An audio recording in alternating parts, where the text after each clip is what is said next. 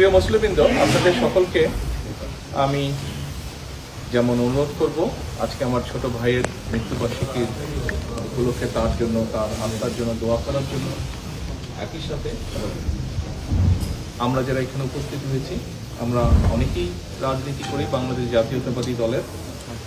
এর বাইরেও মুসলিমবৃন্দ উপস্থিত আছেন যারা দেশনেত্রী খালেদা জিয়াকে একজন নেত্রী হিসাবে পছন্দ করে।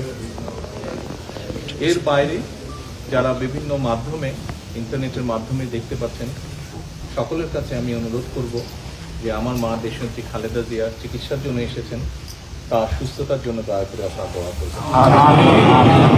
একই সাথে আপনাদের কাছে আমার অনুরোধ থাকবে যে দেখুন, গত 5 তারিখের পরে, 5ই আগস্টের পরে 5 তারিখে যেই রাজনৈতিক পরিবর্তন হয়েছে বাংলাদেশে, তারপরে বাংলাদেশের মানুষ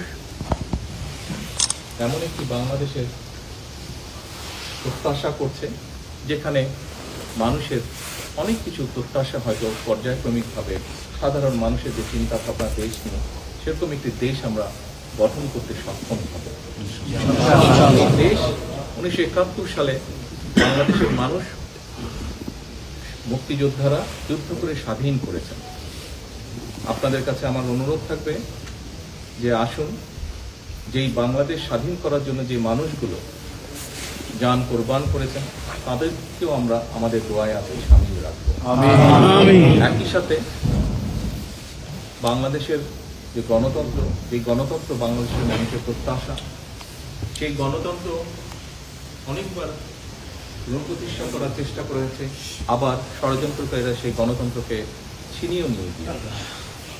কিন্তু দেশ স্বাধীনের পর থেকে, বিশেষ করে 90 এবং পরবর্তীতে যে স্বৈরাচার দেশ থেকে পালিয়ে গিয়েছে 5 তারিখে, সেই স্বৈরাচারের সময় বিগত 15 বছর বিএনপি সহ বিরোধী দলের, অন্যান্য বিরোধী দলের বহু নেতাকর্মী শহীদ হয়েছেন, গুম হয়েছেন, খুন হয়েছেন, অত্যাচারিত হয়েছেন, নির্যাতিত হয়েছেন। শুধু রাজনৈতিক কর্মী নয়, রাজনৈতিক কর্মীর বাইরেও বহু সাধারণ মানুষ বিভিন্নভাবে অত্যাচারিত, নির্যাতিত হয়েছে। এর বাইরে বিগত জুলাই আগস্টের আন্দোলনের সময় বহু মানুষ, দল মত নির্বিশেষে বহু মানুষ শহীদ হয়েছে। প্রায় 2000-এর মতন মানুষকে হত্যা করেছিল পালিয়ে যাওয়া যে স্বৈরাচার তারা। 30,000-এর মতন মানুষ বিভিন্নভাবে ইনজোর্ড হয়েছে, জখম হয়েছে। আসুন আমরা আজকে এই সকল শহীদ এবং সকল অত্যাচারিত, নির্যাতিত মানুষের জন্য হাত তুলে আল্লাহর দরবারে দোয়া করি,